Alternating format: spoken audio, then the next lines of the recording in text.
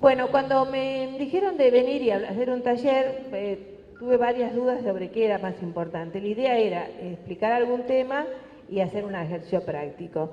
Menos mal que no lo concreté porque hubiera sido imposible. Un taller con ejercitación no puede superar el número de 25 personas para poder hacerlo, leerlo. Entonces,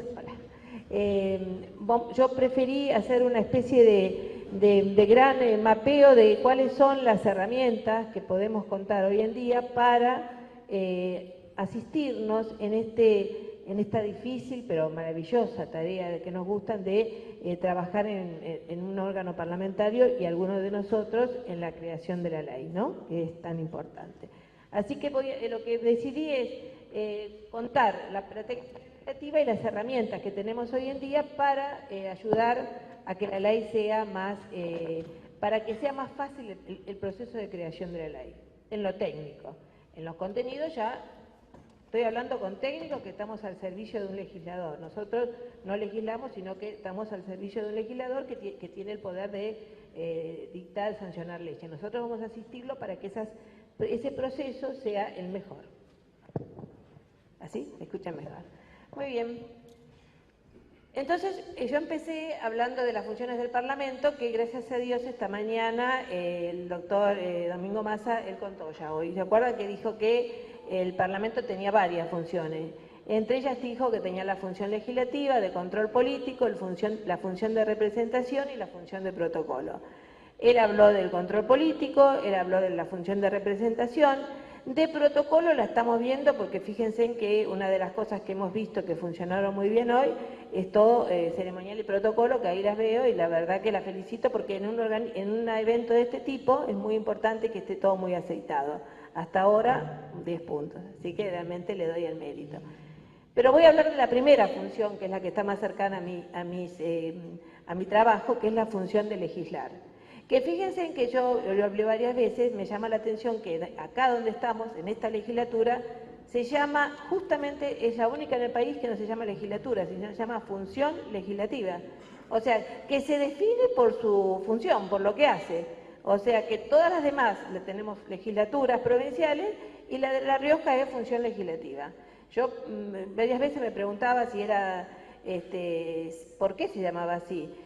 No lo sé todavía, pero alguien me dijo que ahora en el taller de acá al lado, que están los taquígrafos, van a hablar, va a estar creo la jefa de taquígrafos de esta legislatura y le van a preguntar si en la convención constituyente de esta provincia se habrá debatido y si se acuerdan por qué, porque es interesante saber los fundamentos.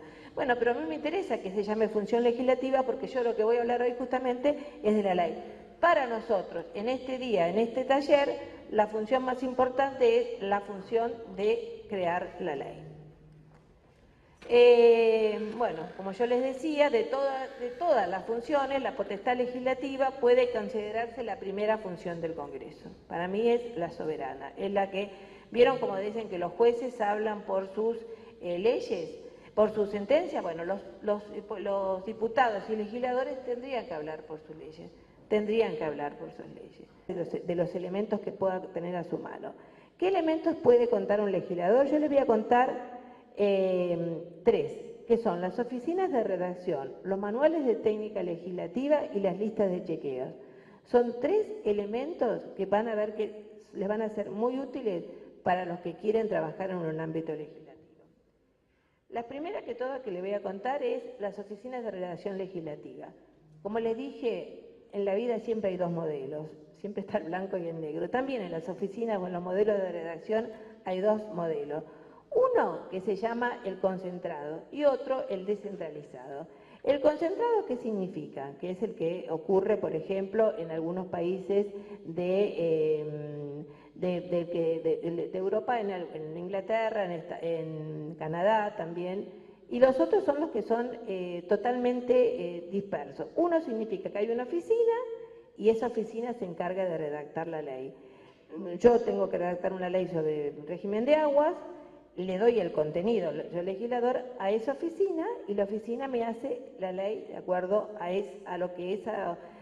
las reglas de técnica legislativa que tiene esa oficina. El modelo descentralizado es que cada legislador o cada ministerio redacta su ley y la presenta como proyecto. Inspirado en estos dos modelos, la Ciudad de Buenos Aires creó una oficina de redacción y asesoramiento legal y redacción, que es la UAL, que la creó en el año 2002, inspirándose en el modelo de Canadá. Como siempre hacemos en Argentina, hicimos una inspiración que fue muy sui generis. En lugar de ser vinculante, lo único que dice es que en esta oficina el legislador que quiere tiene que mandar su proyecto y nosotros, porque yo formo parte de esa oficina, le vamos a mirar ese proyecto y lo vamos a corregir. ¿Y qué le vamos a corregir al proyecto? ¿Qué le vamos a observar? Toda la parte técnica. Yo no me voy a meter en el contenido, eso también es muy importante que lo sepan. Si a un diputado se le ocurre decir que va a cobrar una multa de tanto dinero, yo no le voy a decir, esta multa es mucho, porque no, porque hay que pensar en la sensibilidad social. Yo le voy a decir, esta multa tiene que estar escrita en números, en letras, le voy a decir, tiene que estar puesta al principio o al final, pero no le voy a decir sobre el contenido. Nosotros lo que hacemos es una verificación o una corrección formal. Eso se llamó la UAL y lo importante fue que lo creó por reglamento interno. Yo no sé si existen otras oficinas en la legislatura de Catamarca, por ejemplo. El señor de Catamarca, no me escucha. La señora, ¿existe una oficina de redacción en la legislatura de Catamarca? ¿Existe? Ah, muy bien, está concentrado. Bueno, después no, estamos muy lejos, no podemos hablar. Pero sí que existe, no una oficina de redacción, pero sí una oficina de corrección en San Juan. En San Juan, luego de hacer el digesto, hicieron una oficina de redacción. ¿Les parece útil que sea eso? Me parece...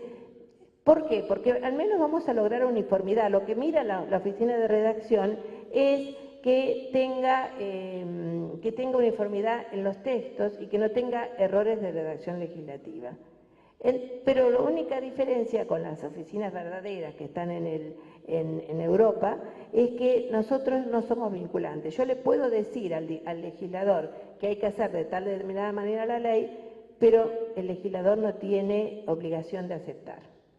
Puede que no le interese aceptar. ¿Por qué? Porque a veces la mala técnica legislativa también es útil, y eso tenemos que reconocerlo. A veces las leyes son confusas, no porque no saben hacerla bien, sino porque le conviene hacerla confusa, ¿no? ¿No le parece? Nosotros tenemos una regla que dice que las leyes no tienen que tener normas intrusas.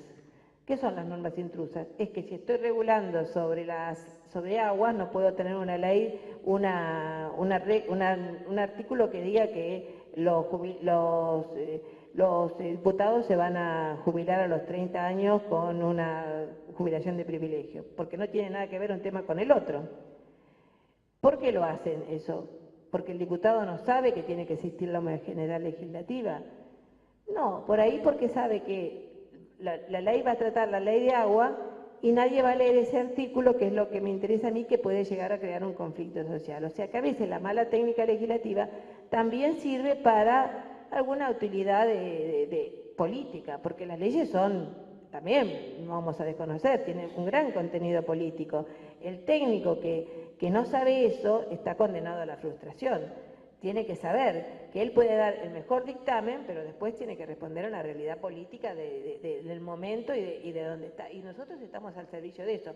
Tenemos que decirle esto, y lamentablemente también tengo que decirle, porque es la realidad, también le tengo que indicar al diputado a veces cómo tiene que redactar determinadas cosas para que pasen sabiendo que están mal. Pero bueno, para eso somos técnicos, nosotros no somos jueces de ética, somos empleados de una persona que fue elegida para que los represente, ¿no?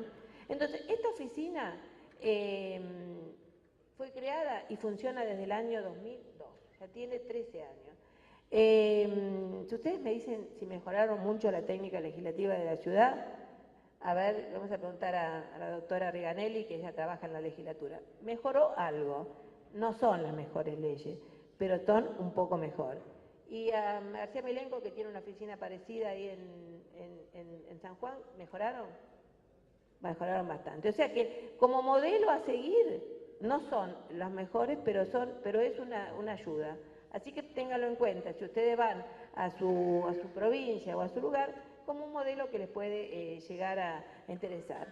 Pero ¿qué hicimos? Una de las cosas que primero hicimos en esta oficina es tratar de dejar de lado la arbitrariedad. Si yo tengo que corregir todas las leyes que entran, yo no la puedo hacer con el criterio de Diana Bichachi, ni con el de Liliana Aragona, que es la otra miembro, ni de Rubén G., que es el coordinador. Porque si Diana Bichachi un día decide que las normas tienen que tener números arábicos o números ordinales y la otra persona decide otra cosa, sería una total arbitrariedad y un día diríamos una cosa y otro día diríamos otra. Lo primero que hay que hacer es fijar reglas claras. ¿Y a dónde se fijan reglas claras? En un manual o en una guía. Entonces, lo primero que hicimos fue sancionar la guía práctica para elaborar redacciones normativas. La oficina de la UAL tiene esta guía práctica. ¿Por qué es importante que tenga esta guía práctica? Porque cuando yo paso por el filtro de esas leyes y si yo digo que tiene que escribirse de tal manera, siempre la vamos a escribir igual. De lo contrario, tendríamos un día una corrección. Eso es lo que me contaba mucha gente de los ministerios. Me decía, nosotros a veces hacemos un decreto. Los decretos pasan a legal y técnica de Presidencia de la Nación. Y dice, un día me lo corrige fulanito y me dice que ponga esto con mayúscula. El otro día lo corrige, viene otro y me lo corrige otro. Eso genera una frustración, la gente se siente desanimada. Pero si yo tengo reglas y digo que lo hagamos todo, siempre igual, al cabo de un tiempo algo mejora. Tantas veces decimos, van a ver que ciertas palabras, ciertos términos van a mejorar. No sé si acá en La Rioja tienen un manual de técnica legislativa. No tienen. En Catamarca tienen, tampoco tienen. ¿Y en Tierra del Fuego?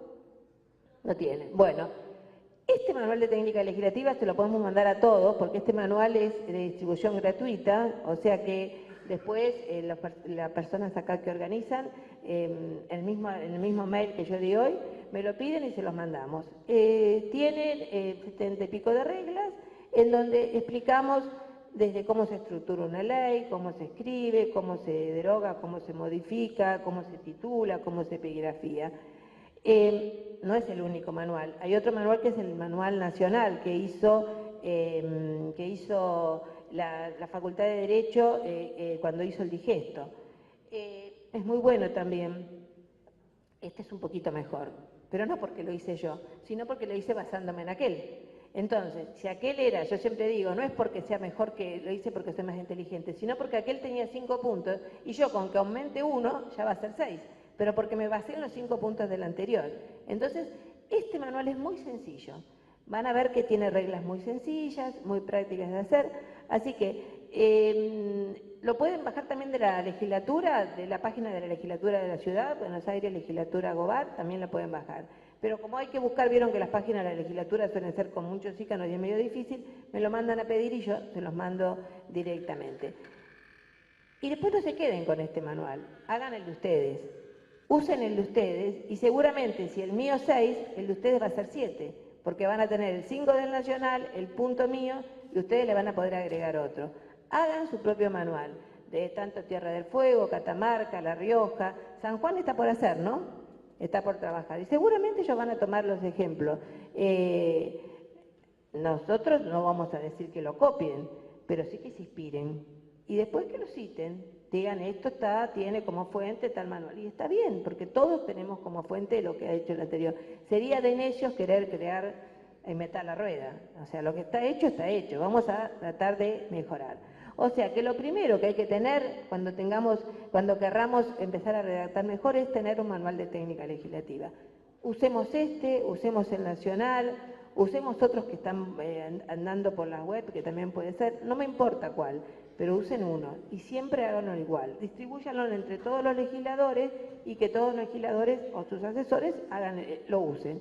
Eso les va a ayudar muchísimo para que vean cómo se mejora la legislación. Luego yo me voy a detener en alguna parte nada más, pero esto porque le quiero dar un pantallazo general. La primera herramienta entonces es el manual de técnica legislativa. La segunda herramienta que hicimos, una vez que teníamos el manual, hicimos una lista de chequeos o checklists. ¿Ustedes saben lo que es una lista de chequeos o checklist? ¿Alguna vez lo sintieron nombrar? Sí, algunos lo sintieron. Bueno, para los que no lo sintieron nombrar, ¿vieron que cuando uno va al supermercado se anota todo lo que tiene que comprar y después se va fijando si se trajo todas las cosas que necesitaba? Cuando uno hace una ley, tiene que tener una lista de todas las cosas que tiene que tener esa ley. Y cuando termino de hacerla, tengo que fijarme si la hice, si no me olvidé de nada. Eso es una lista de chequeo. Es una lista de chequeo que es la que tienen los aviones. Nosotros nos copiamos de la aviación. Vieron que los aviones, cuando van a despegar vuelo, lo que tienen que hacer es chequear. Es decir, andan los motores, prenden las luces, prenden la cabina, y cuando todas estas dicen ok, despegan, si no, no despegan. Es importante que cuando hagamos eso lo hagamos seriamente. Ustedes harán, en el año 2000, me acuerdo, pues estábamos haciendo el digesto nacional, un avión, los que tienen algunos años se van a acordar, estaba saliendo de Aeroparque y el avión, en lugar de desmontar vuelo, cruzó la avenida y se estrelló y murieron no sé cuántas personas. Cuando se empezó a reconstruir los hechos, empezaron a ver, veo que se graba todo, y decían que empezaron a hacer la checklist y decían, prendieron las luces, tal cosa, tal otra. En una de esos dice, prendió la luz de cabina y dice, no, pero eso nunca anda. Y siguieron adelante. Bueno, nunca anda y esa vez no anduvo y el avión se estrelló. Acá es lo mismo. Si tenemos una lista de chequeos, no la contestemos todo así al pasar. Tenemos que contestarla con conciencia. Entonces decir, cumplió tal regla, cumplió tal otra, cumplió tal otra. Bueno, nosotros hicimos un trabajo, que también lo hicimos en la unidad de asesoramiento legal, que se llama las listas de chequeo para elaborar disposiciones normativas. Esas listas de chequeo tienen cómo se hace una lista, para qué sirve. Hicimos un modelo. Tratamos de no hacerlo demasiado largo, porque después piensen que la tienen que contestar. Y si hay algo de los que carecemos todos es de tiempo. Si yo le digo que ustedes miren 30 cosas, y a ustedes después les va a costar, o si le digo 100, le va a costar más, si le digo 30 menos, pero si le digo 10, que son importantes, miren esas 10. Hay pequeñas listas de chequeo, pero no querramos, porque en teoría somos todos buenos, pero después tenemos que hacerlo en la práctica. Siempre pensemos que lo estamos haciendo para nosotros. Yo quiero hacer una lista genial, miro todo, pero después que la corrijas vos. Y la que tiene que hacer las 30 chequeos sos vos. Yo tengo que pensar que lo voy a tener que hacer yo. Entonces seguramente voy a ser más concisa. La que yo le doy no es tan breve, pero ustedes pueden elegir la que les parezca. Esta también se las puedo mandar. También es de distribución gratuita. Así que también lo pueden tener y tienen dos elementos. Ya son todas herramientas que se llevan ustedes. Son herramientas para mejor legislar. Van a ver que la calidad de la ley, al cabo de un tiempo, va a ir mejorando. Después tenemos la informática al servicio de la legislatura, del legislador. Ustedes saben que a raíz, lástima que no está la persona de taquígrafo, porque esto nació a raíz de un taquígrafo. No lo hizo un técnico ni un abogado, sino un taquígrafo. Nosotros diseñamos, la gente de informática, una plantilla para que cuando hagamos las leyes tengamos al menos formatos uniformes. Los taquígrafos estaban desesperados porque un día un tipo presentaba un proyecto de ley con una letra catástrofe de 35 y Arial y abajo era el más chiquita, y entonces era muy difícil. Entonces él dijo, vamos a unificar el formato de las letras, vamos a unificar los márgenes, vamos a unificar y vamos a agregarle algunas reglas de técnica legislativa básicas. Cómo tienen que escribirse los artículos, que se tienen que escribir con mayúscula, entero, con número ordinal hasta el noveno, cardinal, después hasta el noveno, después al décimo cambia, que tienen que tener subrayados o no. Y vayamos a avanzar, y pongámosles algunos recordatorios, que no puede tener derogaciones determinadas. Todo eso lo hicimos en una plantilla, que no es un programa, es nada más que cuando uno entra lo tiene que escribir ahí. Eso que es niño, pequeñito, ustedes no saben lo útil que fue para unificar los formatos, para los taquígrafos, para el que estaba redactando, porque ya tenía una manera de hacer, sabía que tenía la fórmula de sanción, que es tan importante, porque la fórmula de sanción tenía que empezar la motivación y después la fórmula de sanción, cómo tenía que hacer los artículos. Ustedes me dirán, pero no son grandes, grandes avances, pero de los pequeños avances vamos construyendo un proyecto de calidad mejor. Podemos avanzar más. Están los tutores y los software de redacción, está la famosa inteligencia artificial. Alguien dice, yo voy a introducir 4 ideas y en un software que se va a diseñar con inteligencia artificial voy a poder redactar la ley. Hasta el día de hoy yo no la pude ver. Y yo me pongo contenta, porque quiere decir que todavía la máquina no nos reemplaza, ¿no? Todavía es mejor que seamos nosotros. Hay muchísimas cosas maravillosas que puede hacer la informática, pero todavía pensar por nosotros no. A lo sumo puede pensar lo que nosotros le dijimos que pensara, pero no puede pensar por sí sola.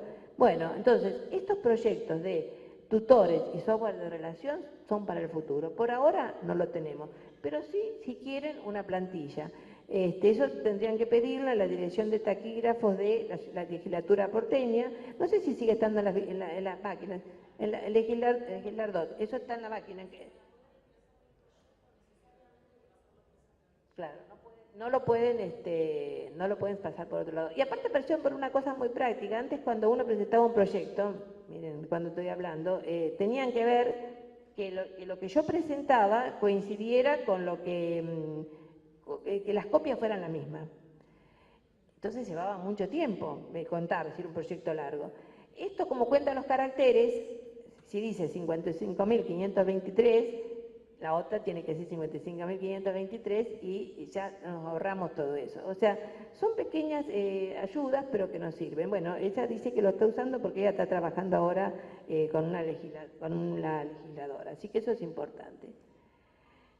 Esto es en términos generales, los que yo le puedo decir como ayudas que le puedo dar al legislador. Pero entonces yo les quiero ahora pasar un poquito más a lo que me había dicho Mario, que era que le podía interesar a ustedes, que era algo práctico. Yo les quiero enseñar algunas reglas de técnica legislativa, algo para que ustedes vayan con un conocimiento de qué haríamos si diéramos un curso de técnica legislativa. Nosotros damos habitualmente cursos de técnica legislativa y enseñamos todo lo que es cómo se hace una ley, desde cómo se estructura, cómo se epigrafía, cómo es el lenguaje, cómo es las referencias y cómo es las modificaciones y las derogaciones. De todo eso, lo más importante es la dinámica legislativa. Que yo cuando digo eso me dicen, ¿qué es eso? Pero es lo que hacemos todos los días. Es cuando insertamos una ley en un sistema, porque las leyes van creando y se van apareciendo con el tiempo. La dinámica del derecho. Bueno, el derecho sabemos que es una palabra que puede tener más de una acepción. Desde el punto de vista podemos hablar de un derecho objetivo, que es el conjunto de normas que rigen en una determinada rama. El derecho del trabajo, el derecho comercial, eso es el derecho. Y también desde un punto de vista subjetivo, ¿qué es el derecho? El derecho que tengo de trabajar, el derecho que tengo de transitar, el derecho que tengo de venir a este evento y que nadie me lo prohíba, a no ser que esté trabajando y en horario de trabajo. Esos son los derechos subjetivos. Y la dinámica del derecho como conjunto de normas es lo que le dije recién. Pero ¿por qué yo digo que el derecho es dinámico, que el derecho no es algo estático? El derecho es dinámico porque las fuentes del derecho van cambiando. Y hoy también lo hablamos a la mañana. Las fuentes del derecho son la ley, la costumbre, la jurisprudencia y la doctrina. La más importante es la ley, por lo cual yo voy a hablar a lo último. Ahora voy a hablar de la costumbre. ¿La costumbre es creadora de derecho en Argentina? No. La Constitución dice que, la doctrina dice que muy reiteradamente, y en algunos casos, el Código Comercial, pero si no, no es fuente de derecho. Pero sí puede, con el uso reiterado, ¿vieron cuando una costumbre se hace, cuando se arraiga tanto que ya va contra la ley, se llama las costumbres contra ley? ¿Ustedes tienen algún ejemplo de una costumbre que haya ido en contra de una ley? ¿No se acuerdan? Tienen que estar muy atentos los que trabajan en una legislatura y especialmente no sé si están los que hacen el digesto, porque puede llegar a, no es lo habitual, pero puede llegar a echar para atrás una ley. Yo les voy a poner un ejemplo. ¿Ustedes saben lo que son las picadas de auto? Bueno, en la legislatura de la ciudad había una ley, una ordenanza que decía que estaban prohibidas las picadas en el autódromo. La ley decía que estaban prohibidas las picadas en el autódromo. La verdad que yo no sabía y para mí estaba vigente. Había otra abogada que trabajaba conmigo y me dice, no, pero miren que mi hijo, que tengo un hijo de 20 años, él va a correr al autódromo toda la semana, va a correr picadas. Y pagan y puede correr picadas. Y sí, yo llamé por teléfono al autódromo, está concesionado y ahora no está regulado, pero la práctica hace que se puedan correr picadas en ese lugar, como una manera de que no se corran en la calle. Entonces, hablé con el concesionario, le pedí que me diera una fundamentación. ¿Y qué hice? Cuando hicimos el digesto, que nosotros estábamos haciendo el digesto, le propuse al legislador que esa norma se encontraba abrogada, derogada, porque la costumbre la había vencido. O sea, existía la norma que dice que prohibía, pero si todos corrían picadas, estaba regulado, había sido un caso muy extraño, pero real, de que la costumbre era más fuerte que la ley. Mientras no lo dijo el legislador, ¿la ordenanza estaba vigente? Sí. O sea, por más que la costumbre dijera lo que dijera, estaba vigente. Pero cuando le proponemos al legislador, ahí la deroga, y ahí limpiamos, es una manera de limpiar. No sé si cuando hicieron el digesto ustedes encontraron alguna norma que la costumbre la aprobó. No, muy difícil de encontrar, y es nosotros no somos muy amigos porque es muy subjetivo, pero bueno, puede existir. O sea que la costumbre cambia y puede cambiar la legislación, por eso decimos que es dinámica. La jurisprudencia cambia.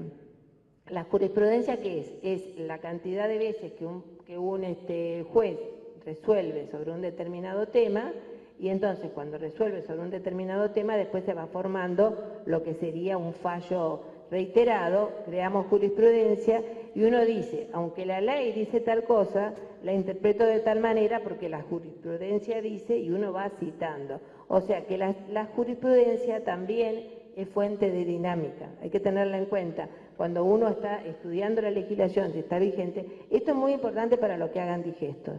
Lástima que no está la persona que yo quería que estuviera, pero bueno, esto es muy importante que lo tengan en cuenta. Y la doctrina es lo que hablan los doctrinarios, los que saben, los académicos, y van escribiendo sobre una ley. Yo no sé si ustedes vieron que hay una revista que se llama La Ley, que publica, y abajo de que viene la ley, generalmente siempre hay un aporte de la doctrina. Bueno, un académico, generalmente de prestigio, opina sobre determinada ley. Lo que dicen los doctrinarios también es importante que lo tengamos en cuenta, porque también nos va a dar algo sobre si la ley, porque a veces legislamos y las leyes van en contra de lo que la sociedad quiere, o tienen problemas que eso tienen lagunas. Entonces hay que ver lo que dice, porque uno a veces legisla contra el tiempo. A veces el diputado tiene que legislar contra el tiempo porque la sociedad está afuera y le está poniendo... Me contaban acá que acá no se acostumbra mucho los piquetes, no hay así gente en las puertas de la legislatura, ¿no? No, porque nosotros fuimos recién con él y entramos y vimos que ahí nomás estaba el recinto y los dos dijimos, pero qué cerca de la calle. Como nosotros sabemos que allá en Buenos Aires son bastante violentos, entonces si están tan cerca de la calle es muy fácil que entren. Acá no, acá me decían que son tranquilos, ¿no? Son educados, está bien, porque uno no tiene que ser... Porque había un muchachito que era el que estaba ahí de guardia y decía él, pero vos solito para si vienen, porque a veces vienen en patota, ¿viste? En San Juan más o menos, en San Juan a veces hacen alguna, ¿no? toda la semana, ¿viste? Claro, sí, sí. Bueno, hoy decía el disertante que era de Brasil, él decía, bueno, yo nunca vi que no, de Paraguay, decía, nunca vi en una legislatura, como pasó en la nuestra, que quisieran quemarlo. Nosotros, lamentablemente, hemos visto en el Congreso de la Nación, y yo trabajo en la legislatura de la ciudad, todas las puertas. ¿Y acá también? Ah, entonces me mintieron, me dijeron que eran mansos. Entonces...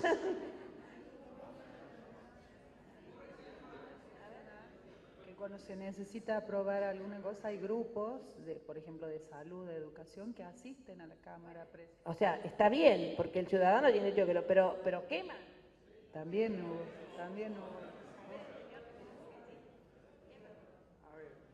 Hubo una oportunidad donde tomaron la legislatura sectores políticos adversos a quien estaba de gobernador entonces, que le hicieron el juicio político. Tomaron, entraron y después, según todas las denuncias policiales, se había descubierto incluso, nunca los prendieron, bidones de nafta. Entonces todo lo que dije no, la costumbre, la realidad me dijeron otra cosa. Igual no tienen vallas, es importante. Porque nosotros estuvimos mucho tiempo en la legislatura de la ciudad con vallas y es horrible, porque realmente la legislatura tiene que ser algo cercano al pueblo. A ver acá, él es de La Rioja también. A ver. Ahora me van a decir que se matan todos y yo ya me voy porque no. No, en el absoluto. Creo que somos muy civilizados, si bien hay manifestaciones, dependo los temas planteados, lo que sí, el ciudadano riojano tiene bastante respeto, no tenemos los niveles de agresión que se pueden ver en Buenos Aires o en otros lados. Un solo hecho donde se incendió la puerta de la Casa de Gobierno, pero fue en 1992 por un estallido social, pero fuera de eso, más de golpear un bombo no pasa. Es lo que... Dos cosas.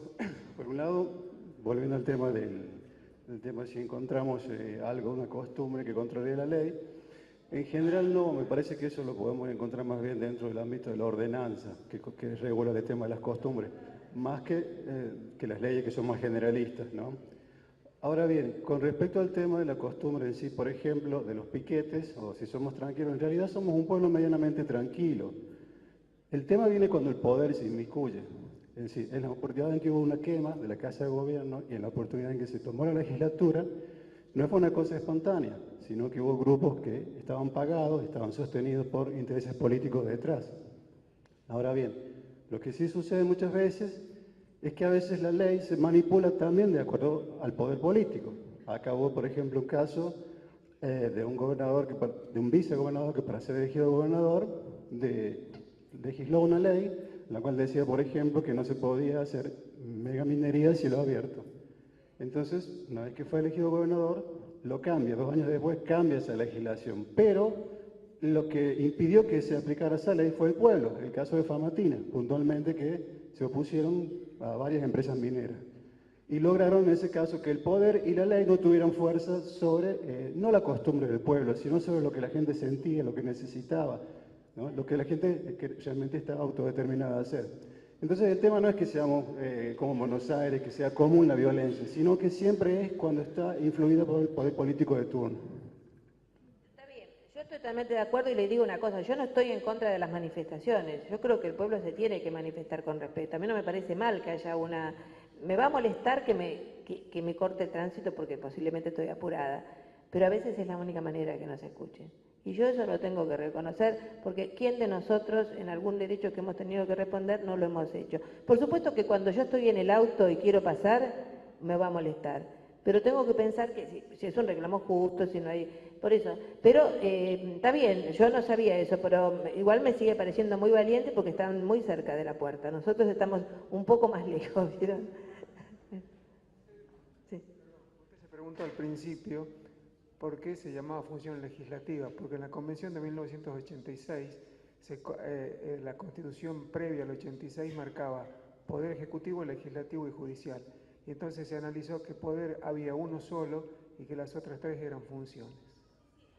Ahora bien, después uno se preguntaba, con el paso del tiempo y la observación política, si el poder termina siendo efectivamente uno solo y al mando de uno solo? Realmente es un tema que me parece para estudiarlo realmente.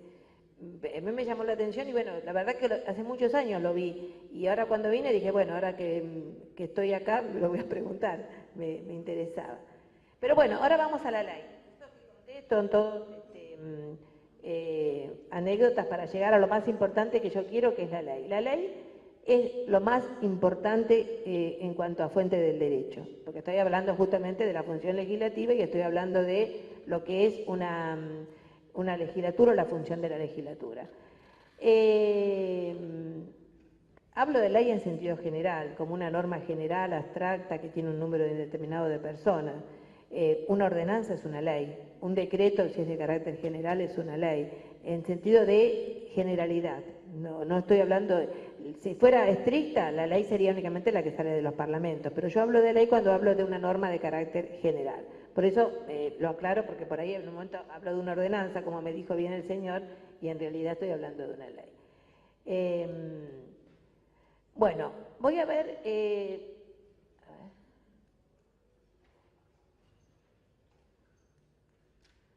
Una ley, y ahora voy a empezar a hablar de cómo va cambiando. Las leyes no se cosifican ni se petrifican, varían. ¿Podría pasar que una ley, que yo diga, esta ley la voy a sancionar y nadie la va a poder tocar ni modificar, es para siempre? No. ¿Por qué? Porque el poder va variando, las legislaturas van cambiando y yo no puedo decir que el próximo poder legislativo no la va a modificar. O sea que por esencia es dinámica. Una ley siempre va a ser dinámica. Entonces, si pensamos en una ley, en ese concepto de dinamismo, tenemos que pensar en una ley como si fuera un ser vivo. Yo como hace años que hablo de las leyes, para mí ya son seres vivos. Yo las quiero como si fueran, para mí nacen, viven y se mueren. Y sufro cuando se mueven, a veces no porque son malas, pero igual me da lástima, pero que no quiero que se mueran, son cuando se abrogan. Les voy a contar cuándo entran en vigencia, cuándo nacen.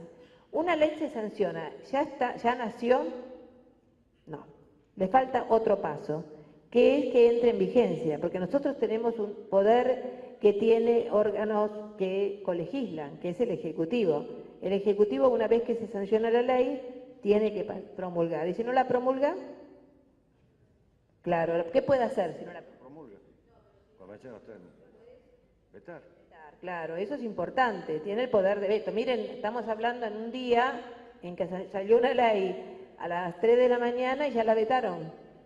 Miren ustedes qué importante. Yo le decía, ¿cuánto tiempo tiene para vetarla? Tiene 10 días a partir de que, porque uno dice 10 días, entonces uno cuenta, la sancionadora era 10 días, pero son 10 días a partir de que llega a la ley. Entonces a veces puede pasar 15 días y uno no sabe si... Y después, ¿qué pasa? Hoy... Vos me dijiste que ya la vetaron, o sea, ¿cómo hizo para llevarla? Y no sé, había interés, parece. Estaba preparada. Claro, claro. Bueno, hablando de ese decreto de veto, acá no hay nadie del Ejecutivo, ¿no? Porque los del Ejecutivo también, porque la técnica legislativa se aplica también a todos los del Ejecutivo, ¿no? Y a veces cómo hay que aplicar y aprender de técnica legislativa y todos tienen que saber los básicos. Hoy me decía ella, que esta mañana estaba escuchando el noticiero, y contando esto, de que ya la habían vetado, y estaban dos periodistas. Entonces, uno le dice al otro, según lo que me dice ella, le dice, no está fundamentado el veto no se fundamenta, el veto lo único que dice artículo primero, vétase, pero no es así. Justamente si los actos administrativos, si no se fundamenta, si no tienen motivaciones, no son válidos. Y un veto, si hay algo que tiene que fundamentarse, es un veto, porque justamente está yendo en contra del que tiene la función de legislar. O sea que, por eso, ¿cómo es importante? Sí. Una pregunta. Una norma, el Ejecutivo tiene los plazos, el deliberativo, yo soy concejal, tiene el plazo legal para enviarla al Ejecutivo. El Ejecutivo tiene el plazo legal para promulgarla o vetarla si no se autopromulga. Ahora, si esa norma no se aprueba el acta de sesión, ¿tiene validez? Aunque esté publicada y promulgada, o promulgada y publicada. En el caso de nuestro, el Consejo Deliberante, nosotros tenemos que aprobar la versión taquigráfica, convertirla en acta de sesión. No, por eso, en el mismo proceso, en el periodo, mientras el Ejecutivo promulga y publica, el deliberativo debe aprobar el acta para que sea, digamos, el respaldo legal de esa norma. Cuando alguien va a consultar, es el acta la que responde, no la redacción de la parte, digamos, de la ley. Bueno. Exactamente. Tendría que pasar al Ejecutivo una vez que está eso aprobado, porque si no, si pasó antes es un problema del procedimiento que estuvo mal. Una vez que yo lo tengo aprobado, porque justamente hablábamos con el director de taquígrafos, él nos contaba que justamente los taquígrafos a veces tienen que ver si está bien, y una vez que dicen esta es la versión, se pasa rápidamente a publicaciones y rápidamente ahí se aprueba y ahí pasa. Si no cumple este formalismo no puede pasar al Ejecutivo. Yo le diría perdiste, alpiste, si lo pasaste mal, ahí ya, si ya quedó aprobado y lo mandaron así, el Ejecutivo tiene todo el derecho de pensar que estuvo aprobada el acta. Claro, sí, publicación es fundamental, eso es otra cosa. Si no está publicada, las normas entran en vigencia para el ciudadano al noveno, después del octavo día, el noveno día, sí. A ver. Es otro de los motivos, porque es la falta de motivación del acto administrativo que puede llegar a caer. Pero bueno, ¿pero qué pasa en todos estos casos? Eso es muy importante. Cuando pasa todo ese tipo de cosas, ¿qué hacemos? Judicializamos lo que sería la función legislativa. Y es lo peor que nos puede pasar, porque en definitiva se le estamos dejando que lo decida un tercero, que ese sí que no tiene nada que ver. Es colegislador el Ejecutivo, es legislador la función legislativa. Y después viene un juez y dice es así o es así. Hubo un tiempo, ahora no sé si tanto, pero que todo se judicializaba y está mal también eso. Tendríamos que evitarlo, ¿no? Más allá de chicanas políticas, tendríamos que tratar de que esto no fuera así. Sí, decí. En la provincia, en el Consejo Deliberante, se dio una situación donde el viceintendente en ese momento que estaba en plena sesión se levantó y quedó un número de ordenanza de toda esa sesión. No, habían sido aprobados un grupo y otro no. Y nunca se enviaron al Ejecutivo, los números quedaron asignados y quedó en el aire. Bueno, eso lo sabemos bastante porque son los problemas de técnica legislativa y lamento que no esté acá la directora del Digesto, lo tendríamos que trasladar a ella y después va a tener que decidir y el nuevo legislador, porque son proyectos que hay que estudiarlos y ver si los que se aprobaron en el recinto fueron al Ejecutivo, entonces no tienen vigencia. No, está bien. Y no, entonces no, le falta el acto del colegislador, lamentablemente. Pero eso vamos a encontrar mucho, hemos encontrado tantas cosas cuando hicimos el de San Juan, cuando hicimos el de Río Negro, esos son muy comunes que pasen esas cosas. Eso es cuando nacen. ¿Cuándo muere una ley? Porque las leyes, como los seres humanos, mueren. Pueden morir por cualquiera de esas cosas. Puede morir por abrogación, que ahora le voy a explicar qué es, por derogación, que es una muerte, que no es una muerte, es una semi-amputación, le sacan un pedacito.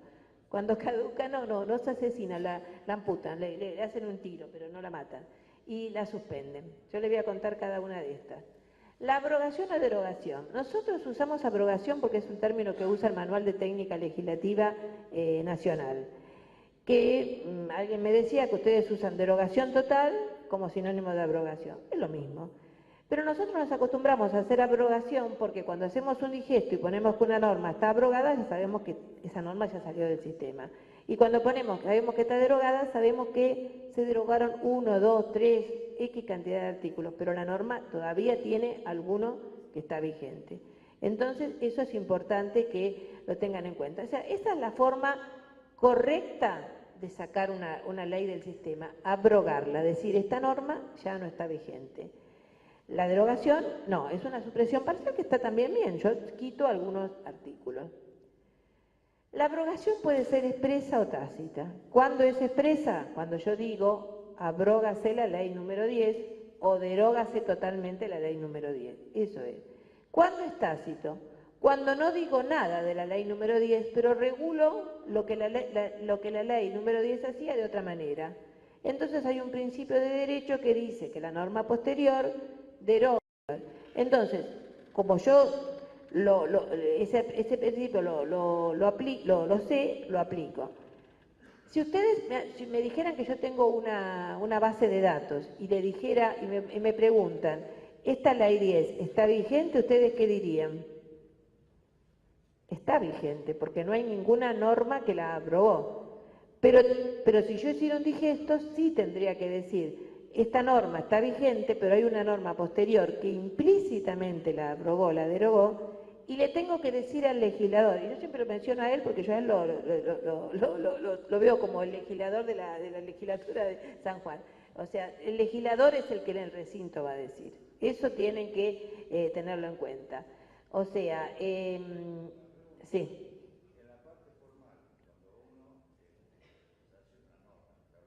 Sí.